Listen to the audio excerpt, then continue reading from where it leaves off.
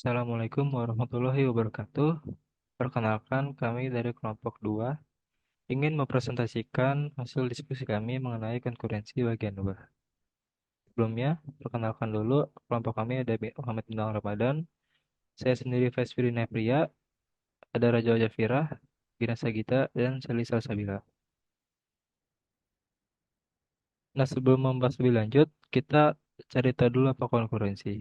Konkurensi itu, dia merupakan fondasi perancangan sistem operasi modern. Nah, proses-proses disebut konkuren jika proses-proses tersebut berada pada saat yang sama. Nah, konkurensi ini muncul dalam tiga konteks yang berbeda. Yang pertama ada multiple application, yaitu multiprogramming yang diciptakan untuk memungkinkan waktu pemrosesan dibagi secara dinamis di antara sejumlah aplikasi yang aktif. Yang kedua ada structure application, dia sebagai perpanjangan dari prinsip desain modular dan pemrograman terstruktur. Beberapa aplikasi dapat diprogram secara fiktif sebagai serangkaian proses yang bersamaan. Dan yang terakhir adalah operating system structure. Keuntungan penataan yang sama berlaku untuk program sistem, dan kita telah melihat bahwa sistem operasi itu sendiri sering diimplementasikan sebagai suatu kumpulan proses atau thread. Selanjutnya ada prinsip konkurensi. Di antaranya itu ada yang pertama alokasi layanan pemproses untuk proses-proses, jadi di mana proses itu butuh dialokasi sumber dayanya. Terus yang kedua ada pemakaian bersama dan persaingan untuk mendapatkan sumber daya. Karena sumber daya terbatas dan proses itu banyak, maka nantinya ada skema interaksi apakah ia bersaing atau bekerja sama antara masing-masing proses. Yang ketiga, ada komunikasi antara proses. Nah, jika terjadi proses secara bersamaan, itu perlu diatur. Yang keempat atau yang terakhir, adanya sinkronisasi aktivitas dari banyak proses. Selanjutnya ada interaksi antar proses. Nah, pada sistem banyak proses atau konkurensi ini terdapat tiga kategori interaksi. Yang pertama, proses-proses saling tidak peduli atau independen atau bebas. Nah, proses ini tidak dimaksudkan agar bekerja sama untuk mencapai tujuan tertentu. Terus ada meskipun proses-proses tidak bekerja sama, sistem operasi perlu mengatur persaingan di antara proses-proses dalam memperoleh sumber daya yang terbatas. Yang kedua ada proses-proses saling mempedulikan secara tidak langsung. Nah, proses yang secara bersama-sama mengakses sumber daya tertentu perlu bekerja sama meskipun tidak saling mempedulikan identitas proses lain. Nah, misalkan proses secara bersama mengakses buffer, masukan atau output. Proses-proses tersebut perlu bekerja sama dalam memakai bersama sumber daya tersebut. Dan yang terakhir, proses-proses saling mempedulikan secara langsung. Proses-proses dapat saling berkomunikasi dan dirancang bekerja sama untuk suatu aktivitas. Selanjutnya ada istilah-istilah penting terkait konkurensi. Yang pertama ada atomic operation. Nah, atomic operation ini adalah suatu fungsi atau tindakan yang diimplementasikan sebagai rangkaian dari satu atau lebih instruksi yang tampaknya tidak dapat terpisahkan. Artinya, tidak ada proses lain yang dapat melihat keadaan peralihan atau mengganggu keadaan operasi tersebut.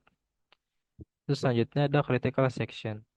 Bagian kode dalam suatu proses yang memerlukan akses ke sumber daya bersama dan tidak boleh dijalankan saat proses lain berada di bagian kode yang sesuai. Selanjutnya ada deadlock dan livelock yang akan lanjut dijelaskan oleh rekan saya. Istilah-istilah penting terkait konkurensi. Nah, yang pertama ini ada deadlock, situasi di mana dua atau lebih proses tidak dapat dilanjutkan karena masing-masing proses sedang menunggu salah satu proses lainnya untuk melakukan sesuatu. Dan sebelahnya itu ada live lock, suatu situasi di mana dua atau lebih proses terus-menerus mengubah keadaannya sebagai respon terhadap perubahan dalam proses lainnya tanpa melakukan pekerjaan yang berguna. Nah, selanjutnya ini ada mutual exclusion.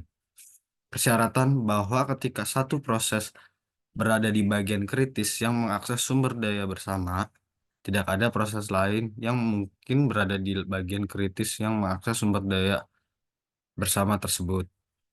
Dan selanjutnya ada rest condition, yaitu situasi di mana beberapa thread atau proses membaca dan menulis item data bersama dan hasil akhirnya tergantung pada waktu relatif eksekusinya. Selanjutnya ada istilah-istilah penting terkait konkurensi. Starvation, situasi di mana proses yang dapat dijalankan diabaikan tanpa batas waktu oleh penjadwal. Meskipun proses tersebut dapat dilanjutkan, namun tidak pernah dipilih. Selanjutnya ini ada kasus dalam dunia nyata.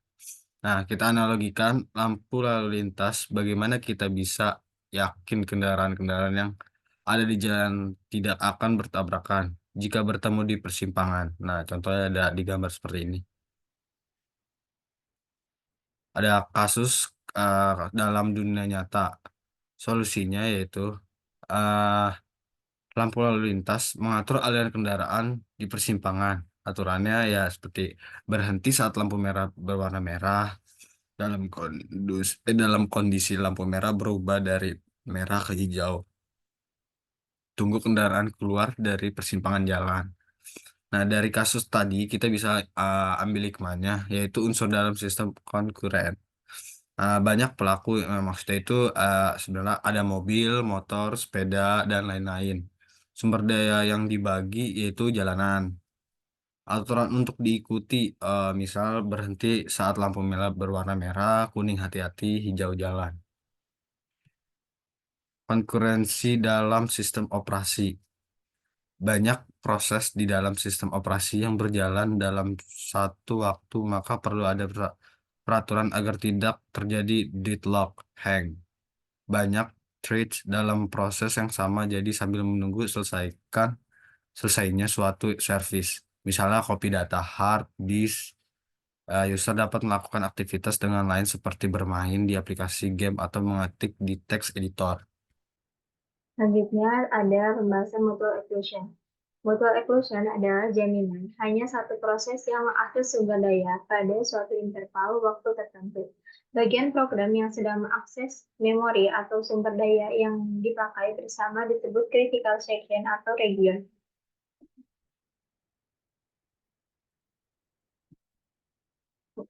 Mutual exclusion ini sendiri itu terbagi ada 3 kondisi untuk menentukan mutual exclusion. Yang pertama itu tidak ada dua proses yang pada saat bersamaan berada di critical region. Yang kedua tidak ada proses yang berjalan di luar critical region yang bisa menghambat proses lain. Yang ketiga tidak ada proses yang tidak bisa masuk ke critical region. Race condition. Nah, di sini ada contoh dari bagaimana sih itu race condition. Contohnya itu ada proses A di mana A membaca variabel in bernilai 10. Nah, belum sempat A menyelesaikan prosesnya, penjadwal itu menjadwalkan proses B berjalan. Proses B yang telah dijadwalkan juga membaca variabel in, yang tentunya variabel in ini masih bernilai 10. B dapat menyelesaikan prosesnya. Proses B ini menyimpan berkasnya di slot ke-10. A dijadwalkan kembali dan menyimpan berkas A di slot ke-10. Berkas B ditimpa berkas A. B tidak akan pernah mendapatkan hasil. Diketahui terdapat suatu kondisi di mana dua proses atau lebih sedang membaca atau menulis data yang dipakai bersama dengan hasil akhir tergantung bagaimana proses-proses itu berjalan. Nah, hasil akhir tidak dapat diprediksi. Kondisi ini disebut dengan yang namanya race condition. Selanjutnya ada critical section. Terjadi saat beberapa proses memiliki segmen kode yang jika dieksekusi, maka proses-proses tersebut dapat saling mengubah variabel, mengupdate suatu tabel, menulis ke dalam file, dan sebagainya. Dan jika dibiarkan, akan membawa ke kondisi race condition. Segmen kode tersebut dinamakan sebagai critical section. Bagian critical section itu sendiri ada entry section, yaitu kode yang digunakan untuk masuk ke dalam critical section. Selanjutnya ada exit section, yaitu akhir dari critical section, mengizinkan proses lain. Dan yang terakhir itu ada reminder section, yaitu kode istirahat setelah masuk ke critical section. Nah, solusi hardware pada mutual exclusion. Pada sistem prosesor tunggal, solusi paling sederhana untuk mencapai pengecualian timbal balik adalah dengan menonaktifkan interupsi ketika proses berada di critical section. Hal ini akan mencegah rutinitas layanan interupsi apapun seperti pengatur waktu mesin, permintaan interupsi I/O, dan lain-lain agar tidak berjalan. Nah, metode yang lebih elegan untuk mencapai pengecualian timbal balik adalah busy waiting. Busy waiting ini efektif untuk sistem prosesor tunggal dan multiprosesor. Penggunaan memori bersama dan instruksi test and set atomik memberikan pengecualian timbal balik. Sebuah proses dapat melakukan test and set pada sebuah variabel pada bagian memori bersama. Dan karena operasi ini bersifat atomik, hanya satu proses yang dapat mengset flag pada satu waktu. Selanjutnya ada penjelasan tentang semafor. Semafor itu sembarang kebutuhan koordinasi kompleks dapat dipenuhi dengan struktur penanda yang cocok untuk kebutuhan itu. Variabel khusus untuk penandaan ini disebut semafor. Semafor itu juga mempunyai dua properti, yaitu yang pertama ada semafor dapat diinisialisasi dengan nilai non-negatif. Yang kedua, terdapat dua operasi terhadap semafor, yaitu down and up. Materi berikutnya akan dijelaskan oleh pemateri selanjutnya. Selanjutnya masuk ke dua operasi terhadap semafor, yaitu ada operasi down. Operasi ini menurunkan nilai semafor. Jika nilai semafor menjadi non-positif, maka proses yang mengeksekusinya diblok. Lalu ada operasi up. Operasi ini menaikkan nilai semafor. Jika suatu proses atau lebih telah diblok pada semafor itu, terdapat menyelesaikan operasi down, maka salah satu dipilih oleh sistem dan dibolehkan menyelesaikan operasi down-nya. Lalu masuk ke mutual exclusion dengan semafor. Skema penyelesaian mutual exclusion dengan semafor sebelum masuk critical section, proses melakukan down. Bila berhasil, maka proses masuk critical section. Bila tidak berhasil, maka proses diblok atas semafor itu. Proses yang diblok akan dapat melanjutkan kembali bila proses yang berada di critical section keluar dan melakukan operasi up sehingga menjadikan proses yang diblok ready dan melanjutkan sehingga operasi down-nya berhasil. Lalu masuk ke implementasi semafor. Dengan pematian interupsi sistem operasi mematikan semua interupsi selagi memeriksa semafor, memperbaharui dan menjadikan proses diblokir. Karena semua aksi hanya memerlukan beberapa instruksi. Tak rugi dilakukan dalam kondisi interupsi dimatikan. Lalu masuk ke sinkronisasi. Apabila di dalam suatu sistem terjadi suatu proses, maka proses tersebut harus bersama-sama menghindari kondisi bertabrakan agar kedua proses mencapai tujuan secara benar. Sinkronisasi dapat terlihat jelas dalam masalah produser konsumer.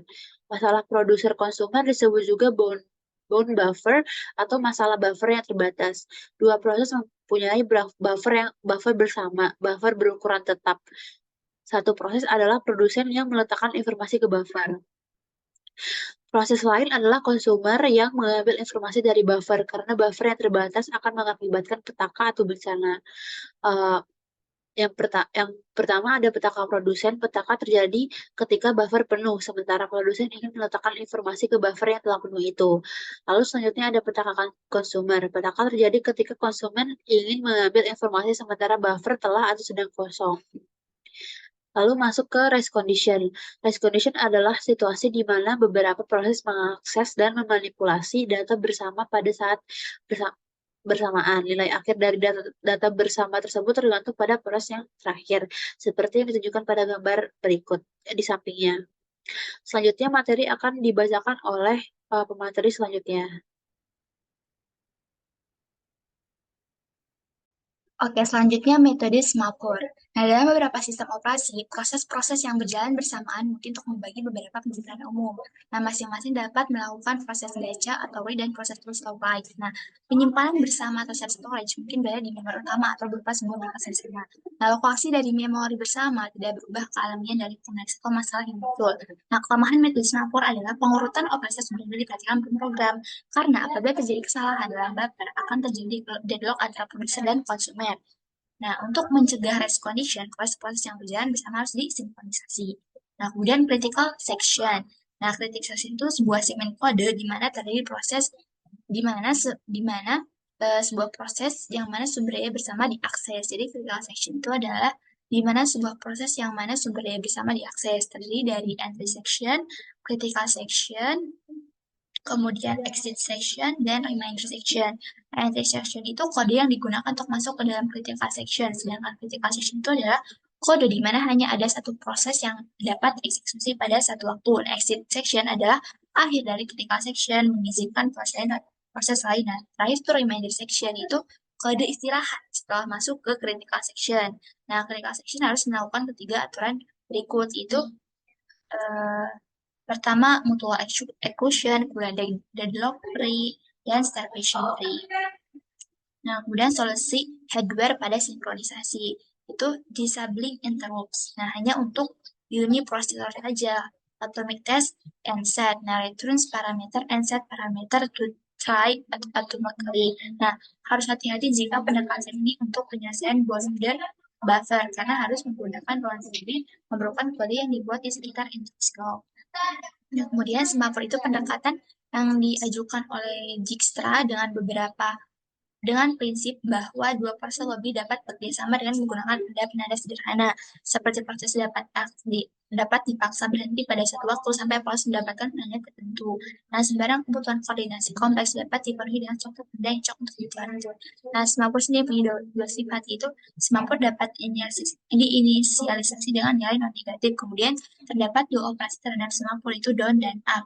Nah, usulan asal yang disampaikan Dijkstra adalah operasi P dan P. P itu down dan V itu up. Kemudian operasi down adalah atomic, tak dapat interupsi sebelum diselesaikan. Menurunkan nilai, memeriksa nilai, menempatkan operasi pada antrian, dan memblok sebagai instruksi tunggal. Nah, sejak dimulai tak ada proses lain yang dapat mengakses semafor sampai operasi selesai atau diblok. Kemudian operasi up itu menaikkan nilai semafor. Nah, jika satu proses atau lebih diblok pada semafor, maka tak dapat menyelesaikan operasi down, maka harus salah satu dipilih oleh sistem dan menyelesaikan operasi down-nya. Nah, urutan proses yang dipilih tidak ditentukan oleh Dijkstra, dapat dipilih secara acak. Nah, problem klasik pada sinkronisasi itu problem readers and writer. Nah, problem yang lain itu terkenal dengan readers writer problem yang memodelkan proses yang mengakses database. Contohnya itu sebuah sistem pemesanan sebuah perusahaan penerbangan, di mana banyak proses berkompetisi berhak untuk membaca dan menulis. Hal ini dapat diterima bahwa banyak proses membaca database pada saat yang sama, tetapi jika suatu proses sedang menulis database, tidak boleh ada proses lain yang mengakses database tersebut, termasuk membaca database tersebut. Nah, kemudian yang kedua itu Dedening philosopher problem. Nah, dalam ilmu komputer, para Dedening philosopher problem merupakan contoh masalah yang sering digunakan dalam persamaan desain algoritma untuk menggambarkan sequensi masalah dan teknik untuk menyelesaikan masalah gitu. Di pada awalnya dirumuskan pada tahun 1965 oleh Erich Dijkstra sebagai latihan ujian mahasiswa, disajikan dalam hal komputer bersaing untuk akses ke peripheral text drive. Nah, setelah itu Tahun memberikan masalah formasi yang sekarang. Nah, itu saja presentasi yang dapat kita sampaikan. Semoga bermanfaat. Kurang lebihnya mohon maaf. Assalamualaikum warahmatullahi wabarakatuh.